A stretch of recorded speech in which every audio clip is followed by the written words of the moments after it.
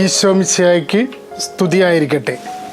ബഹുമാന്യരായ അധ്യാപകരെ, കത്തോലിക്ക സഭയുടെ മതബോധന ഗ്രന്ഥത്തിലെ കൂട്ടായ്മയുടെ ശുശ്രൂഷയ്ക്കുള്ള കൂദാശകളിൽ വിവാഹമെന്ന കൂദാശയെക്കുറിച്ച് 1601 മുതൽ 1617 വരെയുള്ള ഖണ്ഡികകളിൽ പ്രതിപാദിക്കുന്ന വിവരങ്ങളാണ് ഈ എപ്പിസോഡിൽ പരാമർശിക്കുന്നത്.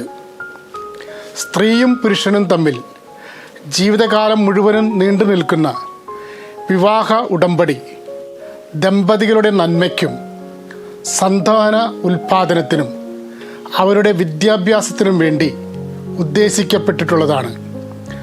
മാമോദീസ സ്വീകരിച്ച 2 വ്യക്തികൾ തമ്മിലുള്ള ഈ ഉടമ്പടിയെ ക്രിസ്തു കൂദാശയായി ഉയർത്തി. ദൈവത്തിൻ്റെ ഛായയിലും സാദൃശ്യത്തിലും പുരുഷനെയും സ്ത്രീയെയും സൃഷ്ടിക്കുന്ന വിവരണത്തോടെ ആരംഭിക്കുന്ന വിശുദ്ധ ഗ്രന്ഥം കുഞ്ഞാടിൻ്റെ വിവാഹ സദ്യയെപ്പറ്റിയുള്ള ദർശനത്തോടെയാണ് സമാപിക്കുന്നത്. വിവാഹവും അതിൻ്റെ രഹസ്യവും സ്ഥാപനവും ദൈവം അതിന് കൊടുത്ത അർത്ഥവും അതിൻ്റെ ഉത്ഭവവും ലക്ഷ്യവും രക്ഷാകര ചരിത്രത്തിലുള്ള അതിൻ്റെ വൈവിധ്യമാർന്ന സാക്ഷാത്കാരവും പാപത്തിൻ്റെ ഫലമായി ഉണ്ടായ പ്രയാസങ്ങളും ക്രിസ്തുവിൻ്റെ പുതിയ ഉടമ്പടിയിലും സഭയിലും കർത്താവിലുള്ള അതിൻ്റെ നവീകരണവും വിശുദ്ധ ഗ്രന്ഥത്തിൽ ഉടനീളം പ്രതിപാദിക്കുന്നു. വിവാഹത്തിൻ്റെ കർത്താവ് ദൈവം തന്നെയാണ്. സ്ത്രീയും പുരുഷനും ദൈവത്തിൽ നിന്ന് വന്നതുപോലെ അവരുടെ പ്രകൃതിയിൽ തന്നെ സൃഷ്ടിക്കപ്പെട്ടതാണ് വിവാഹത്തിനുള്ള വിളി. നൂറ്റാണ്ടുകളിലൂടെ വിവിധ സംസ്കാരങ്ങളിൽ പല മാറ്റങ്ങൾക്ക് വിധേയമായിട്ടുണ്ടെങ്കിലും വിവാഹം വെറും മാനുഷികമായ ഒരു സ്ഥാപനമല്ല. എല്ലാ സംസ്കാരങ്ങളിലും ദാമ്പത്യ ഐക്യത്തിൻ്റെ ശ്രേഷ്ഠതയെപ്പറ്റി ഒരു അവബോധം നിലനിൽക്കുന്നുണ്ട്. വ്യക്തിയുടെയും മാനവകുലത്തിൻ്റെയും ക്രൈസ്തവ സമൂഹത്തിൻ്റെയും ക്ഷേമം ദാമ്പത്യ ബന്ധത്തിൻ്റെയും കുടുംബജീവിതത്തിൻ്റെയും ആരോഗ്യവുമായി ബന്ധപ്പെട്ടിരിക്കുന്നു. സ്നേഹം മൂലം മനുഷ്യനെ സൃഷ്ടിച്ച ദൈവം സ്നേഹത്തിലേക്ക് അവനെ വിളിക്കുന്നു. സ്നേഹം തന്നെയായ ദൈവത്തിൻ്റെ ഛായയിലും സാദൃശ്യത്തിലുമാണ് മനുഷ്യൻ സൃഷ്ടിക്കപ്പെട്ടത്. സ്ത്രീയുടെയും പുരുഷൻ്റെയും പരസ്പര സ്നേഹം ദൈവത്തിന് മനുഷ്യരോടുള്ള സ്നേഹത്തിൻ്റെ പ്രതീകമാണ്. ദൈവം ആശീർവദിക്കുന്ന ഈ സ്നേഹം ഫലദായകമായി തീരേണ്ടതും സൃഷ്ടിയെ കാത്തു പാലിക്കേണ്ടതുമാണ്.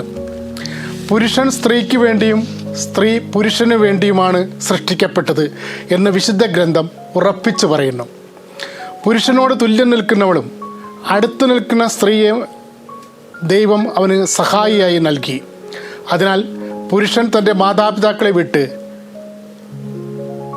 തൻ്റെ ഭാര്യയോട് ചേരുകയും അവർ ഇരുവരും ഒരു ശരീരമായി തീരുകയും ചെയ്യുന്നു.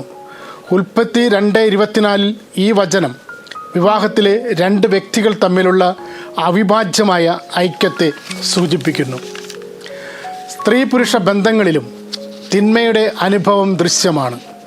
ഭിന്നിപ്പ്, അധീശത്വഭാവം, അവിശ്വസ്തത, അസൂയ, കലഹങ്ങൾ എന്നിവ എപ്പോഴും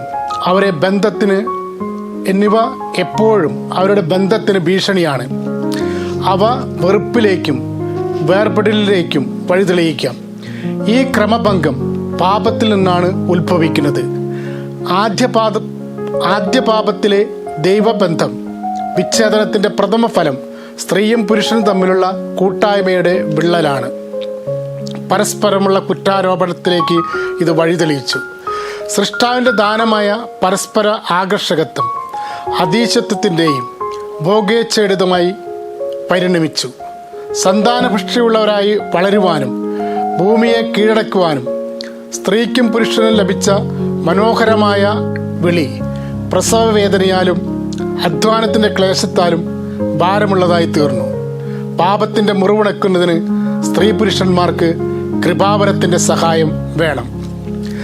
തന്നിൽ തന്നെ ലയിച്ചിരിക്കാനുള്ള വാസനയും സ്വാർത്ഥ ചിന്തയും സുഖം തേടാനുള്ള ആസക്തിയും തരണം ചെയ്ത് അപരനു വേണ്ടി സ്വയം തുറന്നു കൊടുക്കുവാനും പരസ്പരം സഹായിക്കുവാനും സ്വയം ദാനം ചെയ്യാനും വിവാഹം ഒരുവനെ സഹായിക്കുന്നു. പഴയ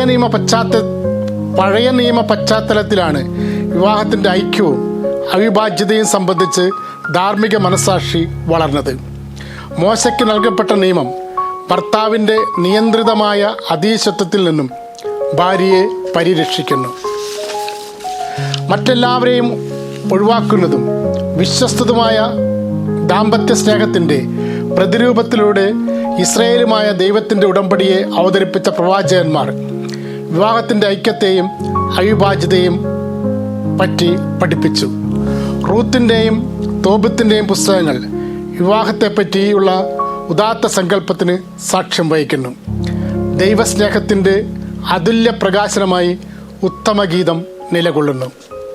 കാനായിലെ വിവാഹവിരുന്നിലെ യേശുവിൻ്റെ സാന്നിധ്യം വിവാഹത്തിൻ്റെ നന്മയുടെ ഉറപ്പായിട്ടാണ് സഭ കാണുന്നത്.